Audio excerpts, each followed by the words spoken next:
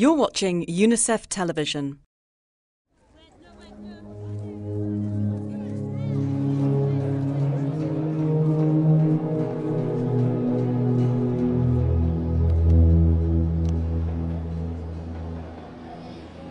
One year on, Haiti is still struggling with the aftermath of the devastating earthquake of January the 12th, 2010. A disaster that had a profound impact on children. More than 200,000 people died, perished in the earthquake. Half of them probably were children. Many people were displaced, internally displaced. Half of them were children again, probably 1 million of children.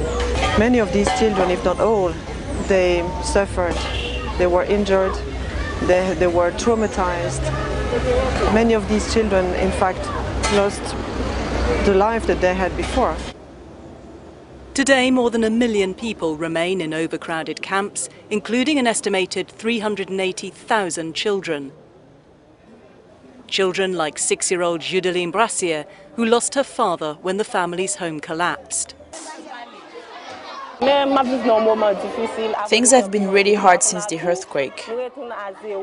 We've been left with nothing. Of course, we will also always say that we can be frustrated. We will always say that we haven't done enough, but we are coming from far, even before the earthquake. So I think we have made many achievements. None more important, perhaps, than getting children back to school. UNICEF has rebuilt 57 destroyed schools for children like Judeline, with many more underway. Schools which, besides providing education, play a crucial supportive role. They are really traumatized, but in school we try to give them hope, to talk to them and to put them in an environment that helps them cope with that burden. UNICEF has ensured that children living in the camps are provided with safe water and child-friendly spaces, making sure they have access to vaccinations and health services, preventing them from becoming malnourished and protecting them from harm. But the earthquake was not the only unprecedented emergency Haiti suffered in 2010. The cholera outbreak that became an epidemic and that is now endemic in this country was also unprecedented. It blew up. We have more than 100,000 cases, and we know that we will have more. Combined with hurricane flooding and a political crisis, cholera in particular has presented a massive challenge. UNICEF played a key role in the rapid response to the outbreak by mobilizing staff, resources and life-saving supplies, and has since helped set up 72 cholera treatment centres. But these successive crises have slowed the progress of recovery. Some areas we're still in what's called the relief phase, getting rid of the rubble, rebuilding the schools. It's been very slow. But I think we shouldn't think about it in phases anyway. And everything we're doing now in the relief area ought to be with an eye on where we want to be farther down the road. The earthquake and cholera epidemic have also highlighted Haiti's deep and long-standing disparities and reinforced UNICEF's focus on equity. When you see the situation here and you realize that there are so many things to do, and sometimes you do not know where to start.